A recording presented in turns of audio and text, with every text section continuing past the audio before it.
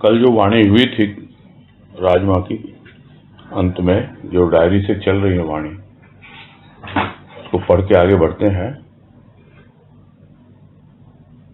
क्रम संख्या 212 212 कि जल लेने दे मुझे अपनी याद में, जल अर्थात अश्रु बहाने दे अपने प्रेम का, तेरे शीत और ताप को प्राप्त कर विकसित होगा हृदय रूपी जलज।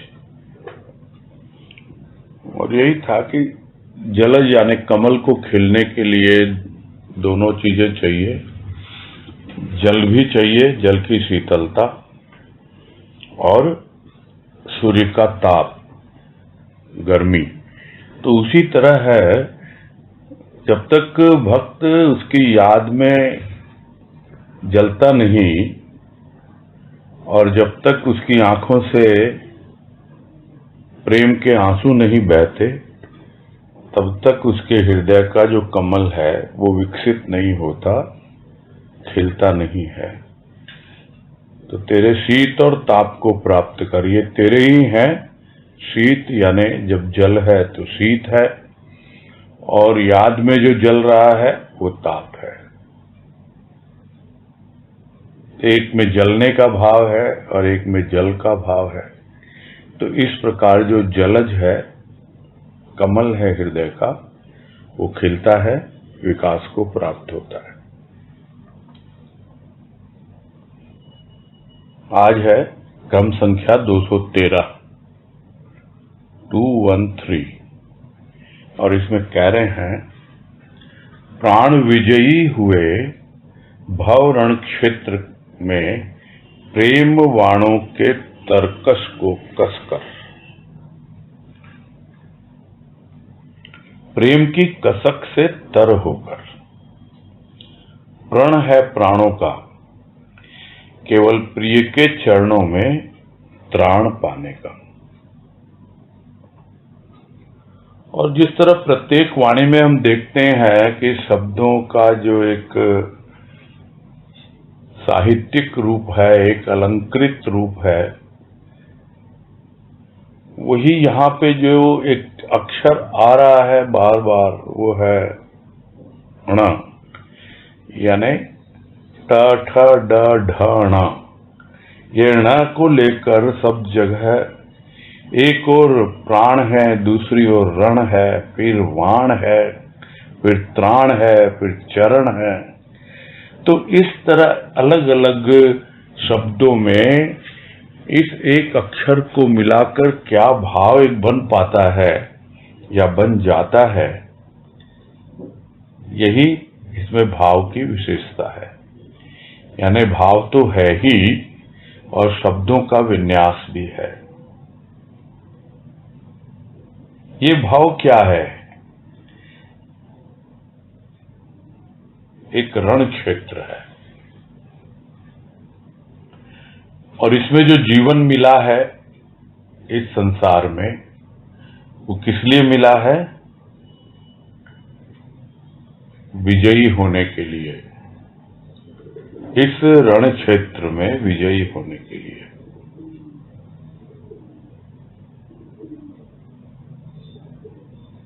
कहते हैं ना, जिंदगी हर घड़ी एक नई जंग है। जिंदगी हर घड़ी एक नई जंग है, जीत जाएंगे हम, तू अगर संग है।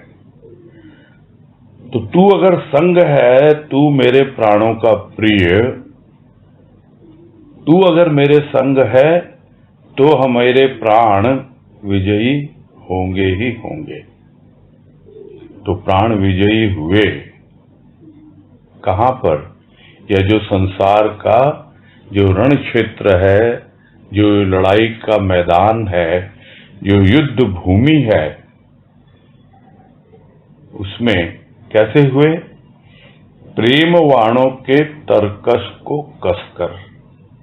तो वाण लगाया जाता है तरकश पर, यानी तीर खींचा जाता है जिस पे, यानी उसको तरकश पे चढ़ा दिया गया, उस पे कस दिया गया, और कस कर साथ साथ प्रेम की कसक से तर होकर, प्रेम की एक ऐसी कसक है जिससे हमेशा तर रहता है भक्त का हृदय, और वो तर रहता है तो प्राण अपने आप ही विजयी हो जाते हैं। जिसके लिए ये जीवन मिला है, ये प्राण मिला है, उसी के लिए प्रण करता है प्राणी। क्या प्रण करता है कि मुझे अगर त्राण मिले, यानी आवागमन से छुटकारा मिले, जिस किसी बंधन में मैं बंधा हुआ हूं उससे छूट पाऊं, और कहां मुझे ठौर मिले, कहां ठिकाना मिले, इन प्राणों को केवल प्रिय के चरणों में मिले। तो यह प्रण है, प्राणों का प्रण है। क्या प्रण है कि मुझे तो केवल प्रिय के चरणों में ही मुक्ति है, और कहीं मेरी मुक्ति नहीं, कहीं मुझे त्राण नहीं। एकमात्र यह जो बार बार जन्म लेना, बार बार इस भव रण क्षेत्र में आना, इन सब से विजयी होकर जब जाएंगे ये प्राण, तो अपने आप ही अपने प्रिय के चरणों में विश्राम पाएंगे, और इन सब से छुटकारा मिलेगा। और उसको प्रण लेकर रणभूमि में उतरता है प्रेमी, और वो वाण चलाता है प्रेम के। और प्रेम के जो वाण चलते हैं, वो प्रेम के वाण उसके सामने किसी भी प्रकार का विषय विकार ठहर नहीं पाता। उसके भीतर प्रेम की कसक है, वो प्रेम की कसक उसे हमेशा तर करती रहती है, भीगा रखती है, और साथ साथ वो अपने आप से बिल्कुल कमिटेड है। प्रण का मतलब क्या है? कमिटेड है, प्रतिज्ञा है, प्रण है कि बस मुझे तो इन प्राणों को विजयी करना है इस संसार रूपी रण क्षेत्र से। यानी मैं आया हूं ये जिंदगी की जंग लड़ने के लिए, और वो मेरे संग है मेरा प्राण प्रिय, और जंग जीत करके फिर मैं उसी के चरणों में विश्राम पाऊंगा। इस प्रण के साथ जीवन व्यतीत करता है भक्त। आगे है क्रमांक 214, और इसमें कह रहे हैं, वात्सल्य कहाँ यदि मां को बालक की क्षुधा का पता नहीं, हाथों से अग्नि पर पकी रोटी नहीं, क्षुधा है मातृ हृदय पर परिपक्व प्रेम पूर्ण पेय की।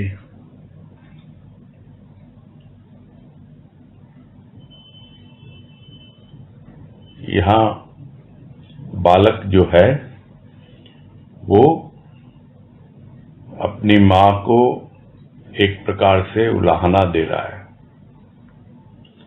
कि कहने को तो सभी कहते हैं कि मां का वात्सल्य है अपने बालक के प्रति, तो यदि वात्सल्य है तो अपने हाथों से रोटी पकाकर बालक को खिलाती है कि नहीं? किंतु ये कैसी मां है कि उसको मेरी क्षुधा का ही पता नहीं, मेरी भूख का ही पता नहीं, मेरी प्यास का ही पता नहीं कि क्या तो मुझे भूख लगी है, क्या मुझे प्यास लगी है। मैं तो उसको मां मान बैठी हूं, किंतु क्या वो मुझे अपना बालक स्वीकार करती है? अगर स्वीकार करती है वो मां रूपी सदगुरु या सदगुरु रूपी मां, जो भी कहें, यदि उसके भीतर वात्सल्य है, वात्सल्य क्या होता है?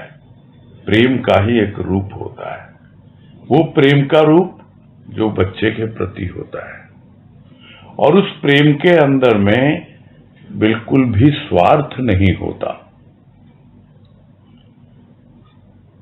जब निस्वार्थ प्रेम अपने बालक के प्रति होता है, वो वात्सल्य का रूप लेता है। और उसी प्रेम में जब स्वार्थ जुड़ जाता है तो वो मोह का रूप ले लेता है, बालक के प्रति मोह हो जाता है।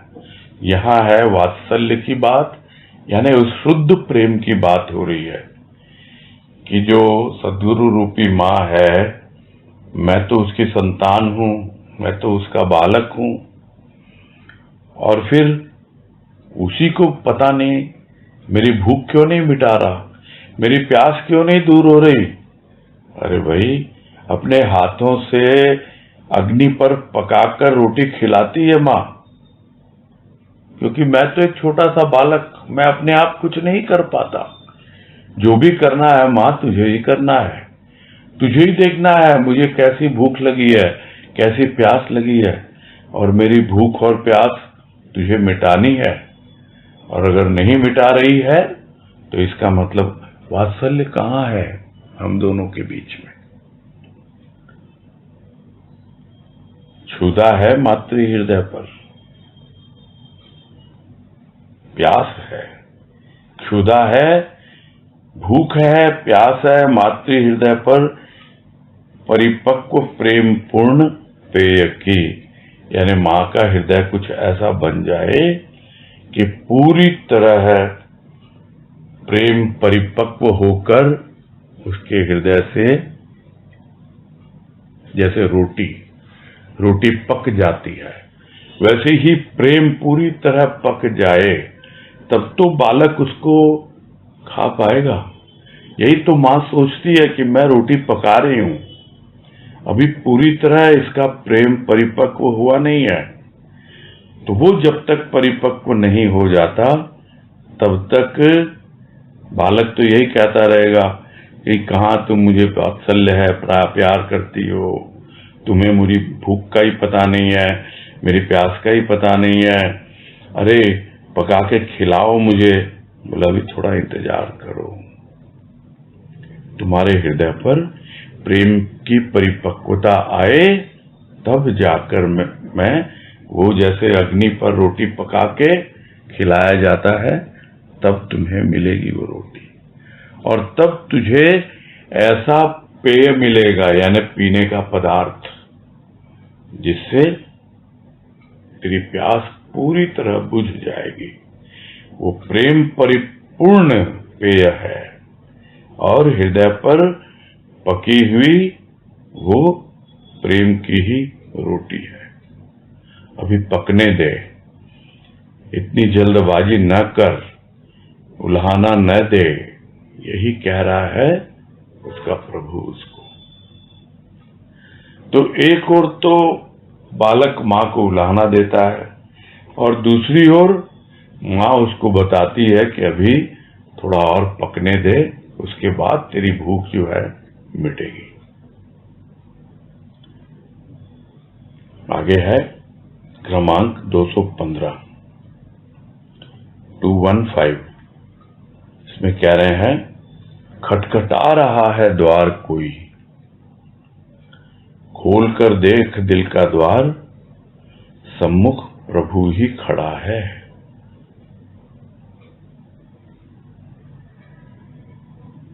होता यही है, एक बार दिल में बसा लिया तो दरवाजा बंद करके बैठ गए,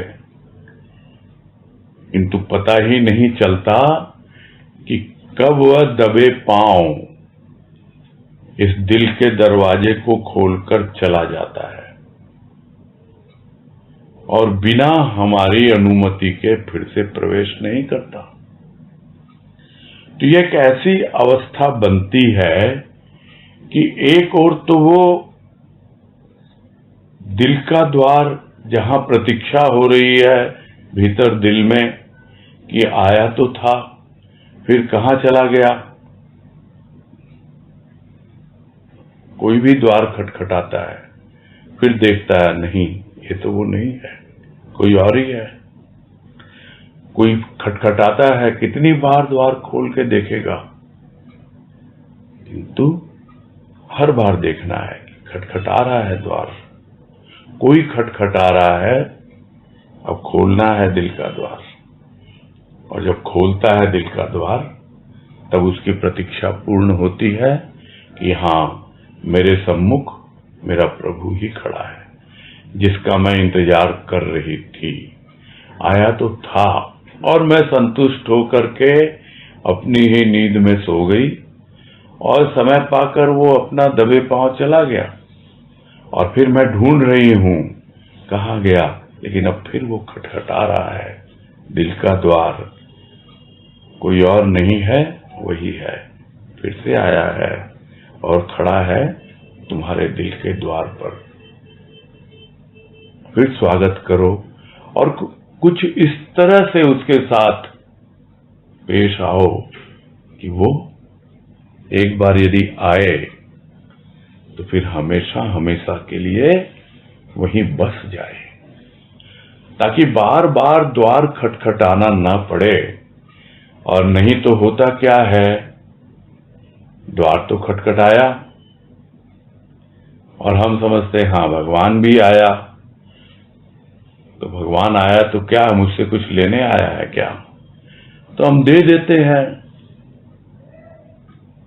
जो कहते हैं तेरे द्वार खड़ा भगवान, भगत भर दे रे झोली, तो उसकी झोली भर दे। अरे झोली तो वो भरेगा हमारी, अगर वो भगवान है तो। और हमने अगर पहचान लिया कि ये भगवान है, छद्म वेश में आया है, भिखारी बनकर आया है, झोली फैला रहा है, तो क्या हम उसे बाहर रहने देंगे? नहीं, हम पहचान लेंगे कि ये कोई और नहीं है, ये भगवान ही है। मेरे दिल का द्वार खटखटा रहा है और मैं खोलकर देख रही हूं, प्रतीक्षा हो रही है इसी की, और यह अब आ गया और मेरे सम्मुख वही खड़ा है। मैंने उसको पहचान लिया।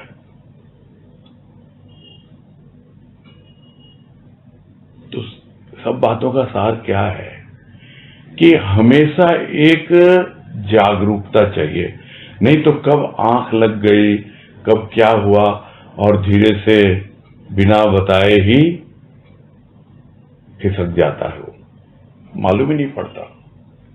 और फिर हम प्रतीक्षा करने लगते हैं, वो है कौन, क्या रूप है उसका, कौन आके बसता है हमारे हृदय में। अरे उसका प्रेम और भाव, वही तो बसता है, वही तो उसका सूक्ष्म रूप है। और फिर हम देखते हैं कहाँ गया वो प्रेम, कहाँ गया वो भाव, उसी रूप में तो आके मेरा भगवान मेरे भीतर बसा था। अब देख रहे हैं वो तो नदारद है, बिल्कुल गायब। और अक्सर ये अवस्था बनती है भक्त की। फिर खटखटाता है वो, दस्तक देता है दरवाजे पर, और दस्तक देता है यदि हम उसके लिए तैयार हैं, तो हमें पूरी गिनती की आवश्यकता ही नहीं है कि वो दस्तक देता है 10 तक गिनती करेगा, नहीं, एक खटखटाहट में ही हम दरवाजा खोल देते हैं। क्यों? क्योंकि अब हम आतुर हैं उस प्रेम और भाव के। एक एक शब्द, गुरुदेव की एक एक वाणी किस प्रकार से अपना प्रेम और भाव लेकर हमारे दिल के दरवाजे पर दस्तक देती है। हम उसे भीतर बुलाते हैं, खूब आनंद उठाते हैं, और फिर पता नहीं कहां वो प्रेम और भाव खिसक जाता है। इसलिए हमेशा प्रस्तुत रहना है, दिल के दरवाजे पे वो खटखटाए, दस्तक दे, और खोल के देखे, हाँ वही है मेरा प्रभु, वही प्रेम और भाव के रूप में मेरे दिल में प्रवेश करने के लिए आया है।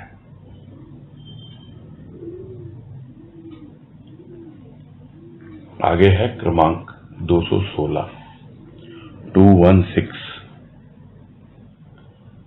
इसमें कह रहे हैं, दिल के झरोखे में आसीन है तू ही, दृश्य देखकर सुख होता है मुझे या दुख तू ही जाने।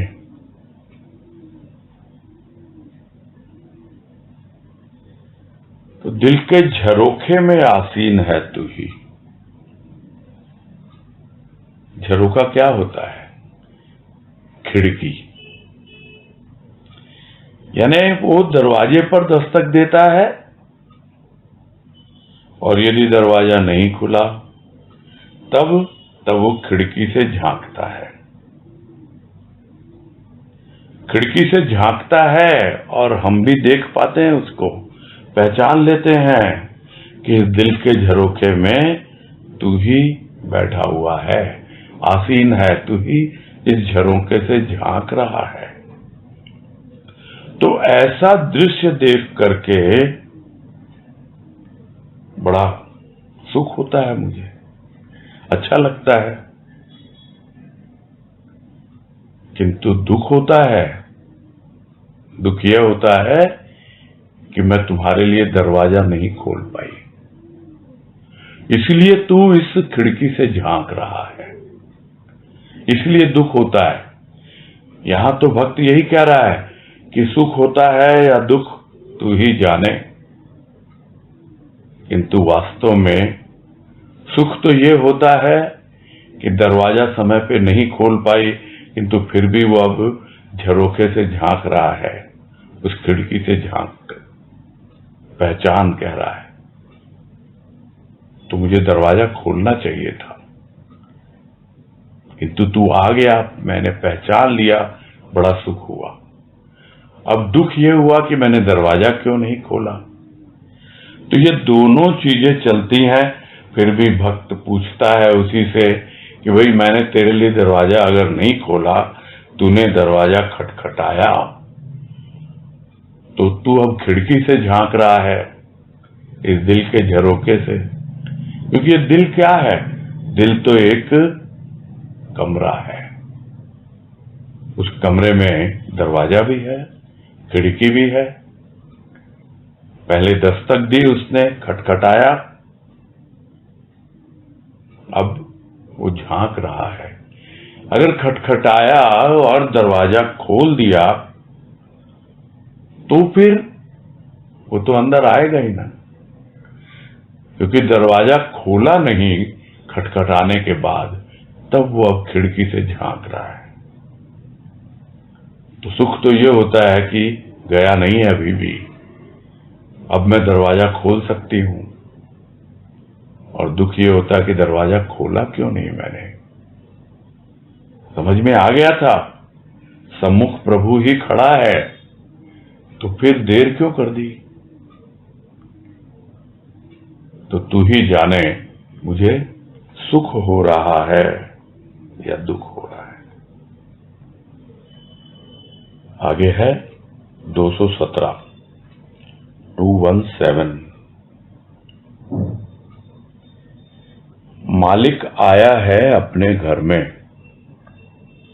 यह देख करके काम क्रोध प्रभृत विकार भयभीत हो भाग खड़े हुए, जो अभी तक मन को वश में करने के लिए प्रलोभन दे रहे थे।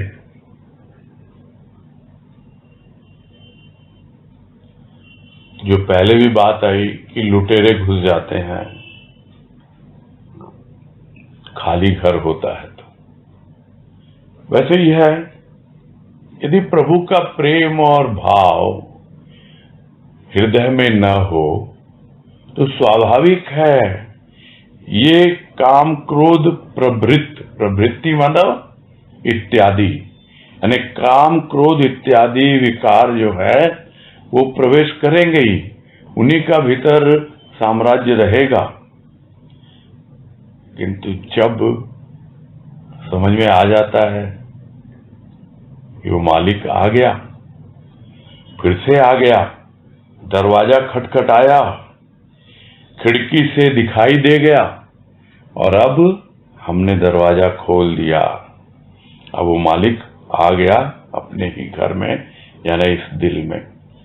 तो इसको देख करके ये जितने भी काम, क्रोध इत्यादि जितने विकार हैं वो भयभीत हो गए, डर गए एकदम, और डर के मारे भाग खड़े हुए। उसके पहले तक क्या था, डेरा जमा के बैठे थे और कितना प्रयास कर रहे थे मन को वश में करने की, और बहुत हद तक कर भी लिया था। कितने कितने प्रलोभन दिए हैं, कितना लालच दिया है कि मैं तुम्हारे लिए ये कर दूंगा, मैं तुम्हारे लिए वो कर दूंगा। और इस तरह की घटनाएं बहुत बार होती हैं और हम समझ नहीं पाते हैं। ये छद्म वेश में आते हैं, ये काम, क्रोध इत्यादि। जैसे रावण पहुंच गया छद्म वेश में सीता के कारण, सीता के दरवाजे पर, कुटिया पर, और वो भी पहचान नहीं पाई। क्यों? क्योंकि राम वहां पर नहीं था। रावण को पता था कि राम अभी बाहर गया हुआ है, ये सीता ने ही भेजा है। उसी सोने के हिरण के लोभ में तो इस तरह डेरा जमा लेते हैं, और जब राम नहीं रहता तो अपने आप रावण आ जाता है, और आता है और शांति रूपी सीता को लेकर चला जाता है। प्रलोभन देते रहते हैं, लालच देते रहते हैं, ये सब छद्म वेश में आते हैं। भेज दिया ना उसी को, क्या नाम बताते हैं उसका, मारीच, उसको सोने का हिरण बना के। ये सब माया है, यह भ्रम है। ये काम, क्रोध, ये सब माया के ही रूप होते हैं, और मन में इस तरह अपना घर बना लेते हैं। क्यों? क्योंकि वहां मालिक नहीं है।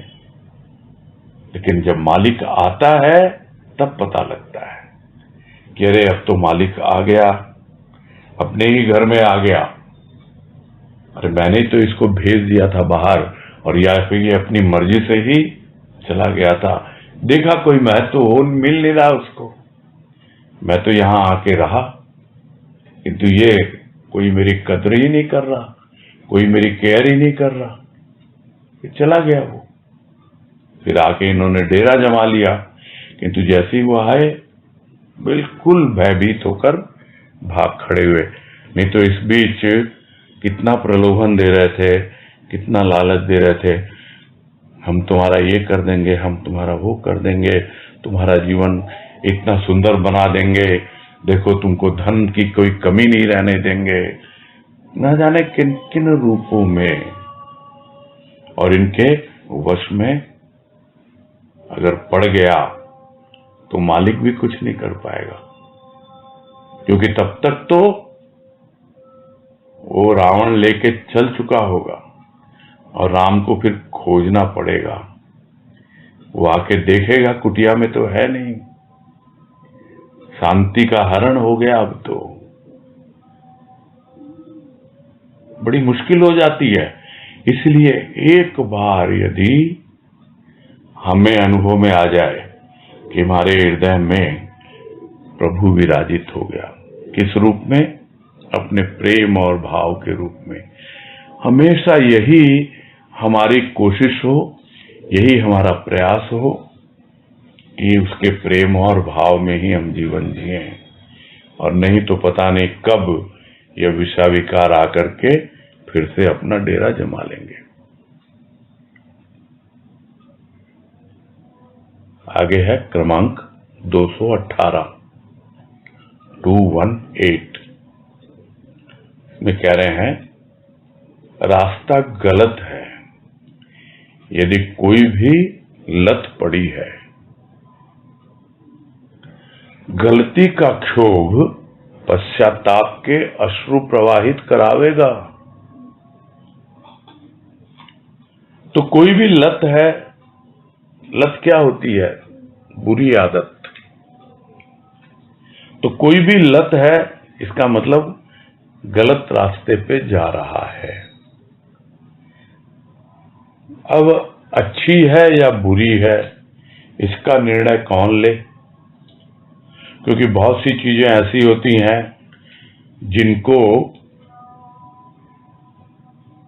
अपने आप चाहे न चाहे, क्योंकि हम उसके वशीभूत हो चुके होते हैं, उस लत के, भले ही वो गलत हो, हम उसको सही साबित करने में लगे रहते हैं।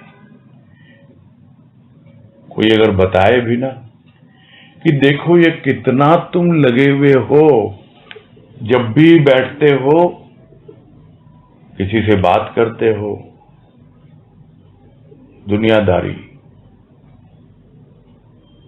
पीएनपीसी, पर निंदा पर चर्चा, और ये एक ऐसी लत है, अपनी बात कोई नहीं करेगा, पर निंदा पर चर्चा। वो पड़ोसन ने ये कहा तो उसने ये कहा, और हमारे तो घर में ये चल रहा है तो उसने ये, अपनी कोई बात नहीं करता। थर्ड पर्सन को नीचा दिखाने की कोशिश, देखो इसको तो कुछ समझ में नहीं आता, इसका तो ये ऐसा है, और एक दूसरे बड़े, जिसे हम कहते हैं कि चटखारे ले लेकर के खूब करते रहते हैं। ये एक ऐसी लत है, इसका मतलब सही रास्ते पे आने ही नहीं देती। आपने गलत रास्ता चुना है। अभी कुछ दिन पहले ही एक कोटेशन डाला गया था फेसबुक पर मेरे द्वारा कि भाई उसका जीवन, उसकी समस्या, उसकी आदत और उसकी परेशानी जो कुछ भी है उसकी है, और तुम आके बैठ गए मुझसे बात करने। अरे तुम अपनी बात करो, उसकी बात क्या कर रहे हो? जिस किसी से भी हम बैठते हैं, बात करते हैं, अक्सर देखा गया है कि हम तीसरे की बात करेंगे, अपनी बात नहीं करेंगे। अपने आप को हमेशा कोई चला के पूछ भी लेगा तो भी गोलमोल जवाब देते हैं। तो ये गलत रहा है, रास्ता गलत है। कोई भी इस तरह की लत पड़ गई है तो ये तो एक छोटा सा उदाहरण है समझने के लिए। और जिस दिन पता लगेगा ना कि गलत रास्ता चुना और गलती हो गई मुझसे, तो इतना उसका क्षोभ होगा, इतना अपने आप को कोसेगा, खुद को ही अपशब्द भीतर ही भीतर बोलेगा। जो बात कल भी आ रही थी कि दूसरे पे क्रोध करना, वो फिर भी अलग बात, अपने आप पे क्रोध आने लगता है जब चीजें संभलती नहीं है, तो जब हम एकांत में होते हैं तब। नहीं तो अकेलेपन में तो हम भीड़ से अलग होने की कोशिश में रहते हैं, बस और कुछ नहीं। अकेला लग रहा, अकेला लग रहा। अरे मन में जो शोर है विचारों का, वो नहीं हो पाता शांत, तब क्षोभ होता है। क्यों नहीं? क्योंकि यही तो किया जिंदगी भर। और उसी तरह के विचार आते हैं। जो लत लग गई वो छूटती थोड़ी है फिर आसानी से, किंतु जब छूटती है तब रियलाइज होता है, तब पता लगता है कि अरे बहुत बड़ी गलती कर ली।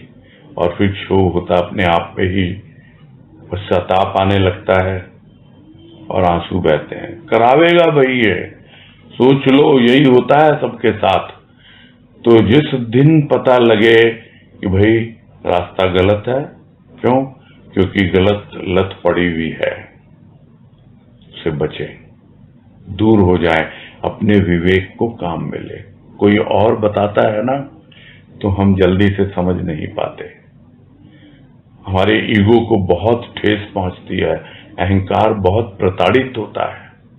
कोई हमें बोलता है गलत कर रहे तुम, ये तुम्हें गलत लत पड़ी हुई है। अपने आप जिस दिन समझ में आता है तब क्या होता है? पश्चाताप ही पश्चाताप। आंसू बहाता है, लेकिन तब तक क्या, अब पछतावे होत क्या, जब चिड़िया चुग गई खेत। यही होता है, पछतावा होता रहेगा। इसलिए समय रहते संभल जाएं, अपनी आदतें ठीक कर लें, क्योंकि गुरुदेव ने भी एक वाणी में कहा है, आदत और आदत इन दोनों ने ही परेशान कर रखा है। ये जो आदत है वो छूटती नहीं। आदत यानी गिनती बढ़ाने में लगा है। इतने हजार से लाख, लाख से करोड़, करोड़ से अरब, खरब, 10 करोड़, 100 करोड़, किस तरह से गिनती बढ़ाने में लगा हुआ है, और वस्तुओं की गिनती बढ़ाने में लगा हुआ है। आज 1 कार है, कल 2 है, फिर 5 है। इस तरह से तो जीवन जी रहे हैं लोग।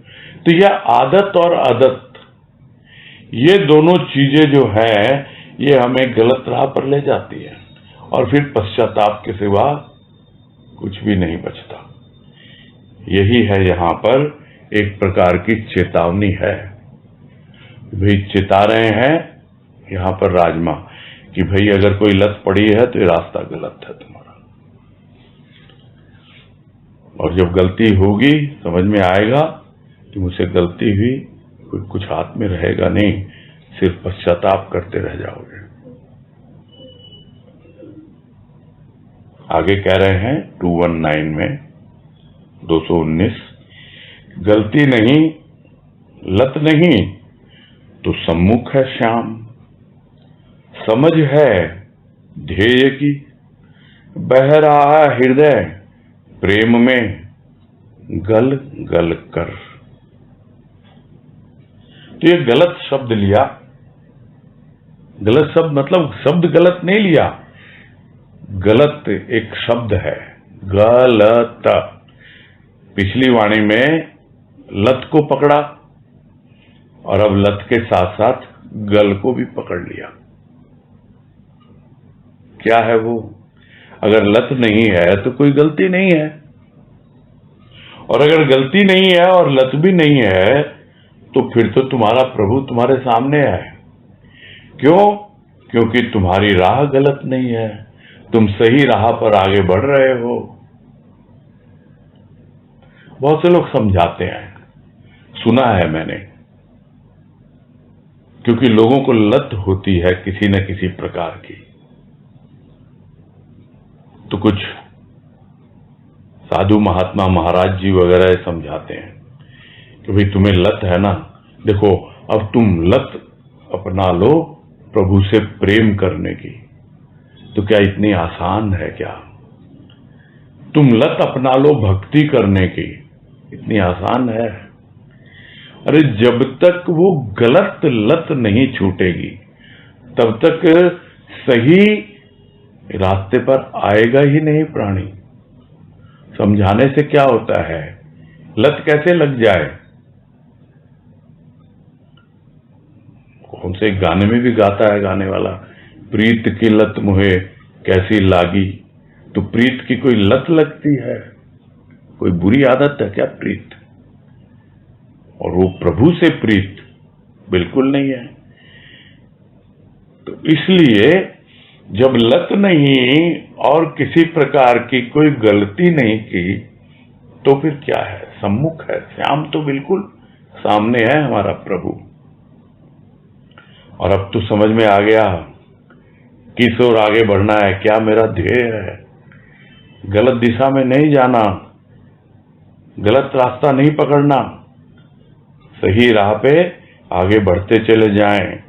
जो हमारा गंतव्य है वहां पहुंचे, जो हमारा ध्येय है उसको प्राप्त करें। तो अब समझ आ गई है ध्येय की, विवेक जाग गया, अब सही दिशा में चल रहा है। और क्या हो रहा है? बह रहा है हृदय प्रेम में, प्रेम में बह रहा है। कैसे बह रहा है? गल गल कर बह रहा है, क्योंकि अब गलत से तय हट गया। अब गल रह गया, अब गलत नहीं है। लत होती है तो गलत होता है, जब तय हट गया तो गल गल के बह रहा है हृदय में प्रेम। तो ये दो बिल्कुल विपरीत अवस्थाएं हैं, और जब तक इस तरह से बताया न जाए तब तक समझ में नहीं आता है। आगे है क्रमांक 220। कृष्ण पक्ष की चतुर्दशी के पश्चात आवेगी, कृष्ण पक्ष की चतुर्दशी के पश्चात आवेगी जीवन की कालिमाच्छन्न घोर रात्रि। जीवन अविद्या के पक्ष में व्यतीत हुआ, फिर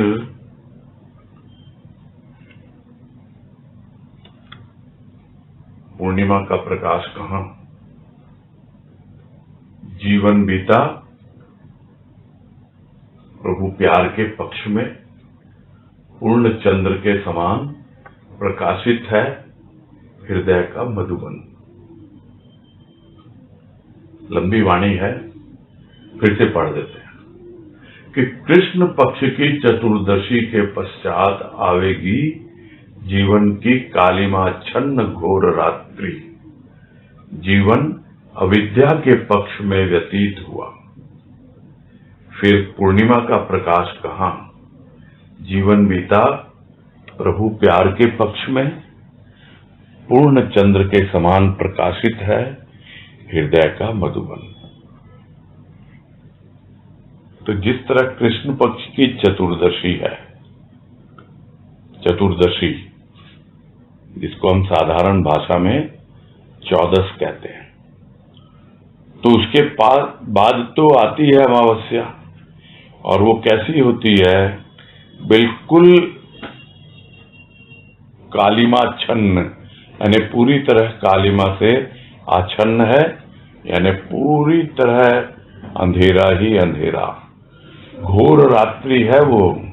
क्यों आई वो रात्रि ऐसी? क्योंकि जीवन अविद्या के पक्ष में व्यतीत हुआ। अब यहां पक्ष के भी दो शब्दार्थ हैं।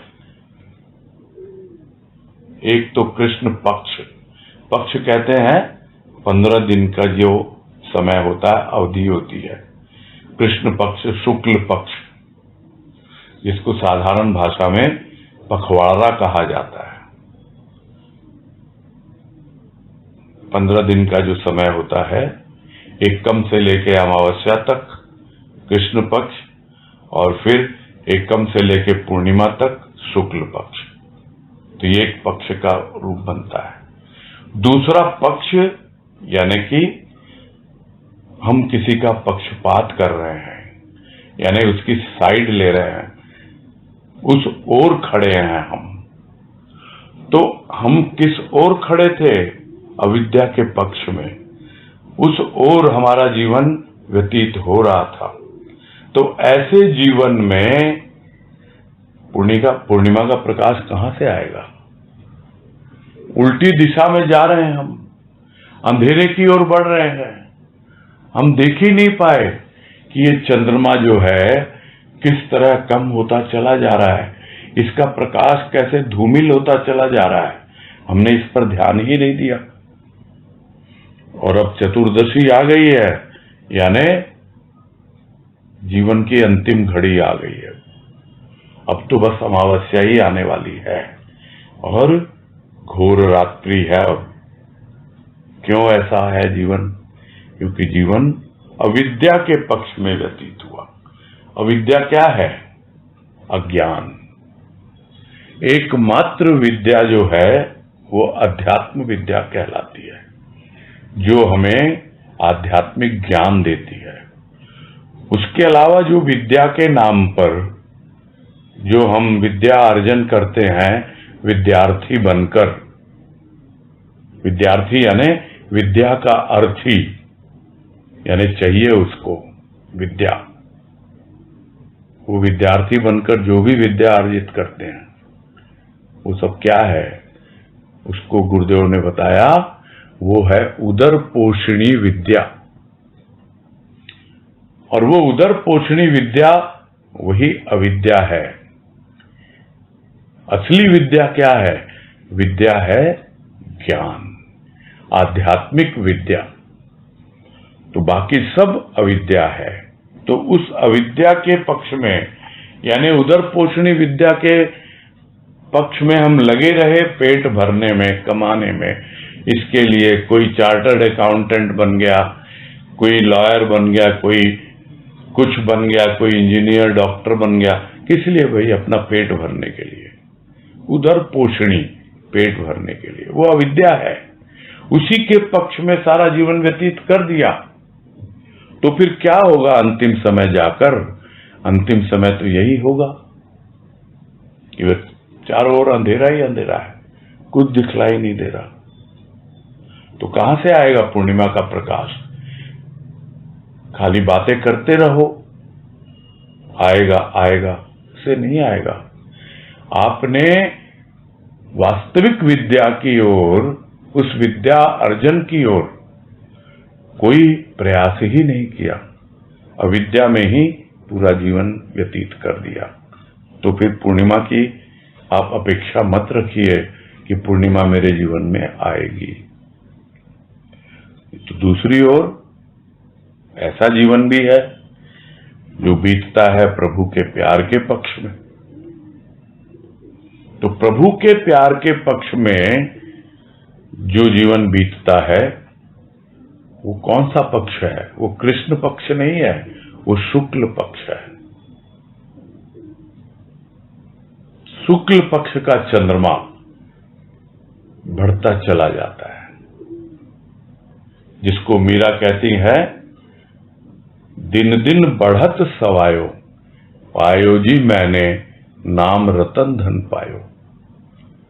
वो रतन धन जब मिल जाता है, नाम रतन, प्रभु का नाम, उसका आधार, उसका प्रेम, उसके पक्ष में जब जीवन व्यतीत होता है, वो जीवन वही पूर्णिमा की ओर आगे बढ़ता है, पूर्ण चंद्र के समान प्रकाशित हो जाता है। जब संपूर्ण होता है वो जीवन, संपूर्ण होता है वो हृदय का मधुबन, तब पता लगता है कि हृदय का मधुबन क्या। अब इसमें रास रचाएंगे श्याम अपनी वाणी की वेणु सुना करके। और ये एक ऐसी पूर्णिमा है जो प्रभु कृपा से आ जाए तो फिर ठहर जाती है। ये कोई प्राकृतिक पूर्णिमा नहीं है। प्राकृतिक अमावस्या भी आती है, पूर्णिमा भी आती है। चंद्रमा अपनी कलाएं बदलता रहता है, किंतु ये ऐसा चंद्रमा है जो एक बार प्रकाशित हो जाए उस सूर्य के प्रकाश से, यानी उस प्रभु के प्रकाश से, यह मन रूपी चंद्र जब प्रकाशित हो जाए तो यहां पूर्णिमा हमेशा हमेशा के लिए टिक जाती है। तरह तरह की कलाएं नहीं दिखाती।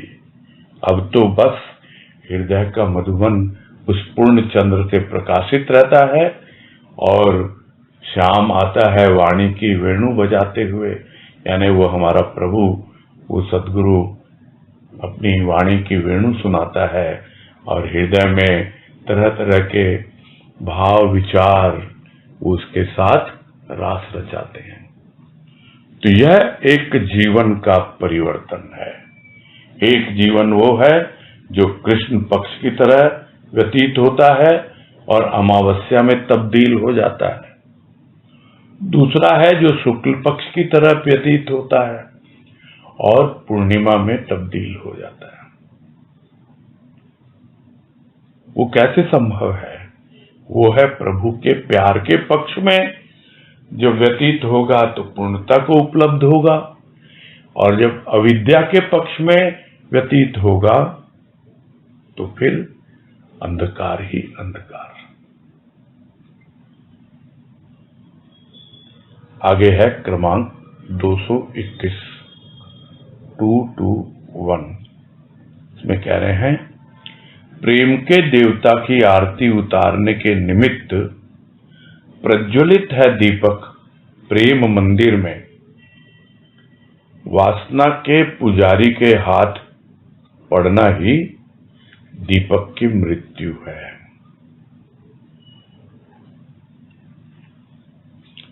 तो सब तो प्रेम ही प्रेम है, और गलती से ये प्रेम, इसमें वासना अगर आ जाए या किसी और ऐसे व्यक्ति के हाथ में लग जाए यह प्रेम जो प्रभु के प्रेम को समझता ही नहीं, तो फिर क्या होगा? वो तो वासना का पुजारी है। तो प्रेम अगर उसके पास आ भी गया तो भी क्या होगा? वो प्रेम का दीपक बुझ जाएगा। ये प्रेम का देवता है और प्रेम का मंदिर है, दीपक भी प्रेम का ही है, और उस प्रेम के दीपक में ज्योति भी प्रेम की जल रही है, आरती भी प्रेम के देवता की ही उतारी जा रही है। यानी प्रेम का एक ऐसा रूप बन गया है भीतर कि बस प्रेम ही प्रेम, प्रेम का देवता प्रतिष्ठित है भीतर, और आरती उतारने के निमित्त प्रज्वलित है ये प्रेम का दीपक। कहां? इस प्रेम के मंदिर में।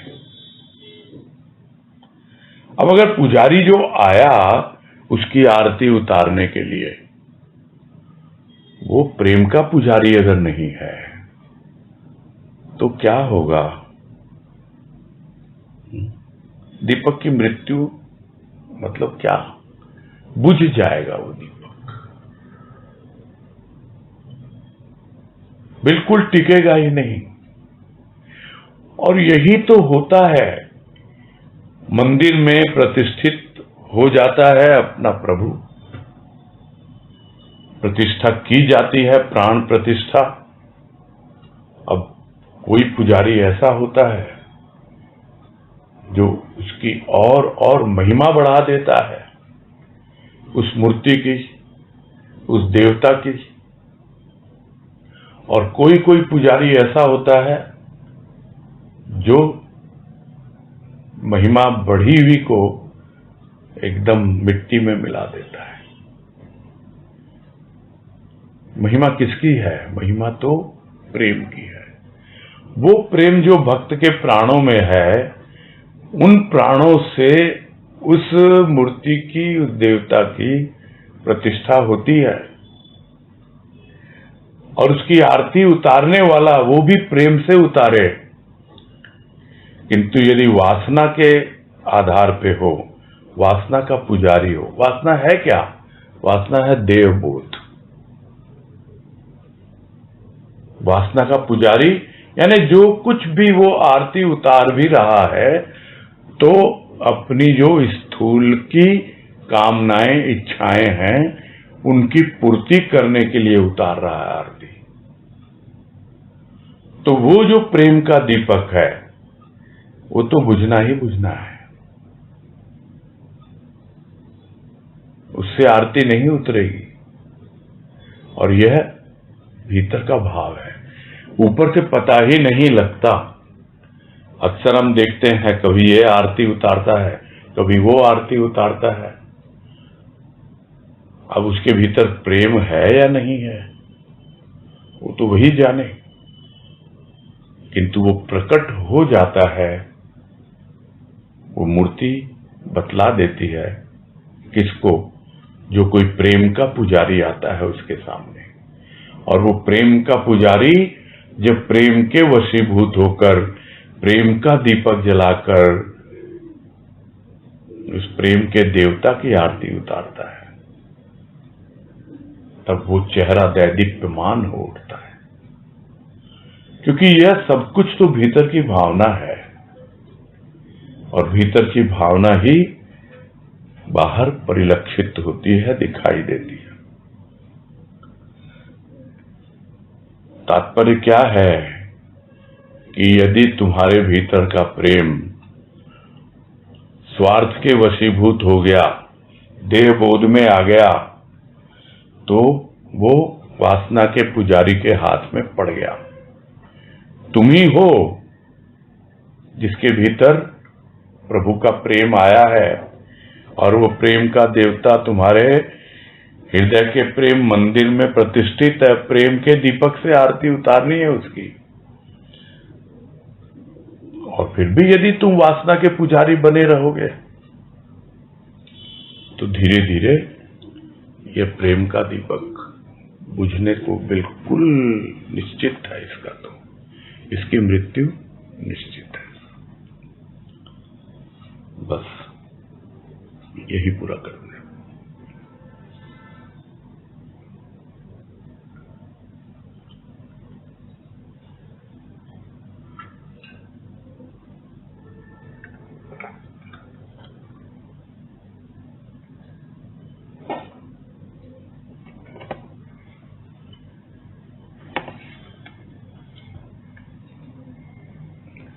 हाँ शकुंता भाई बोलिए।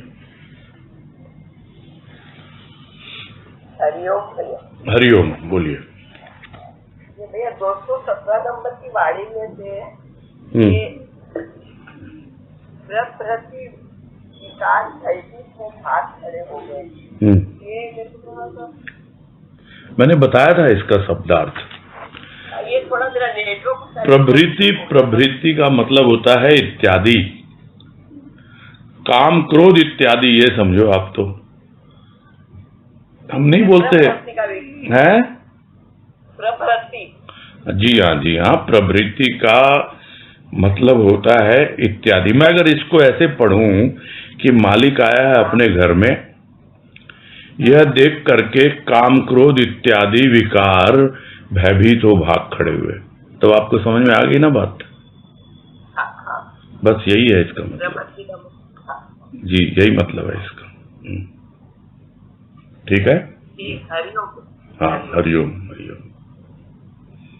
हाँ माला पोतार।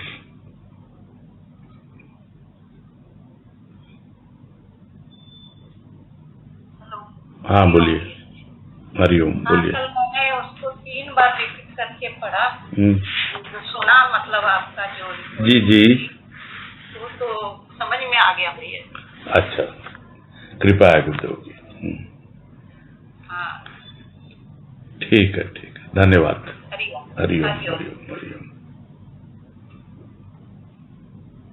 मधु मुंद्रा।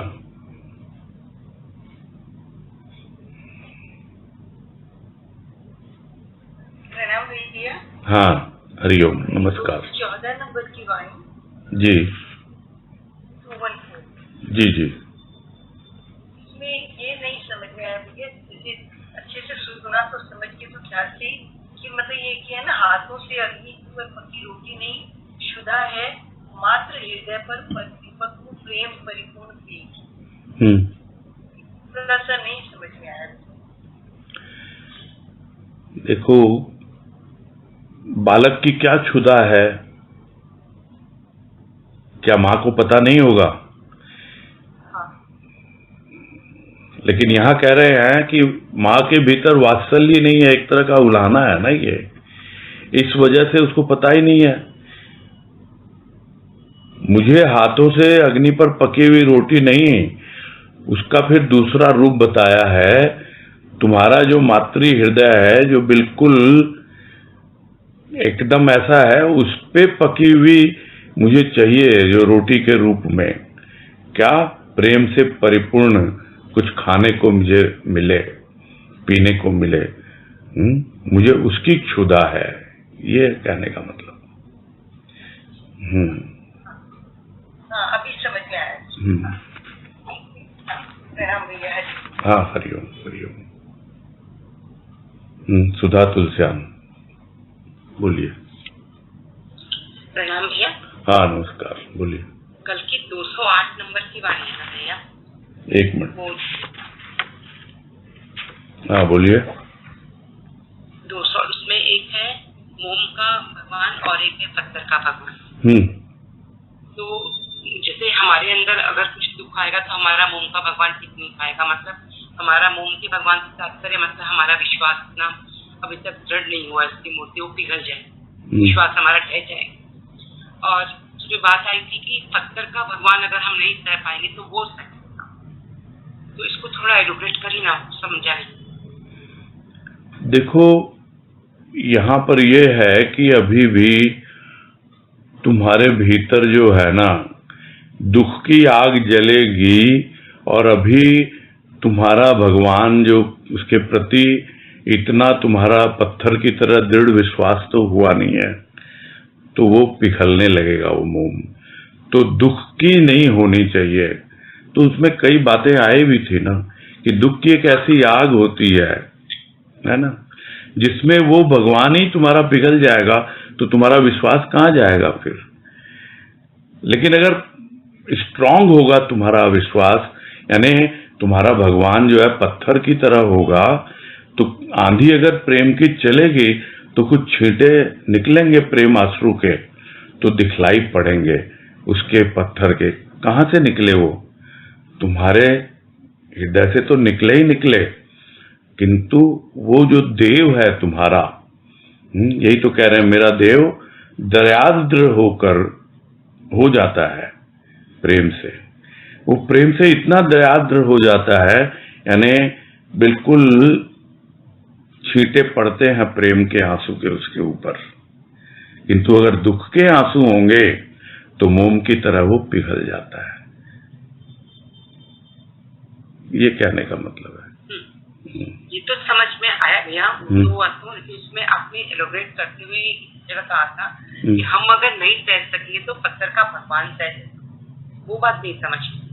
हम अगर नहीं सह सकेंगे, समझो कोई दुख, तो हमको पत्थर का भगवान सह लेगा, तो वो रिलेशन नहीं समझ में आया।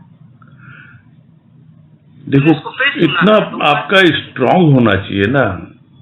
देखो प्रवाह में जो भाव होता है वो बोला जाता है ना। मेन टोटल में भाव जो अभी आपने रिपीट किया, तो मुझे तो यही समझ में आ रहा है, पत्थर का भगवान जो प्रेम के छींटे सहेगा, दुख नहीं सहता है। ये है कहने का मतलब। हाँ, यहाँ तो ये भाव है। वो हो सकता है प्रवाह में कुछ बोल दिया गया हो। ठीक है। प्रणाम। हाँ, हरिओम हरिओम। पूरा करते हैं। हरिओम में जी। हाँ, हरिओम हरिओम, सबको हरिओम। हरिओम, सबको हरिओम। हरिओम हाँ, हरिओम हरिओम। हरिओम।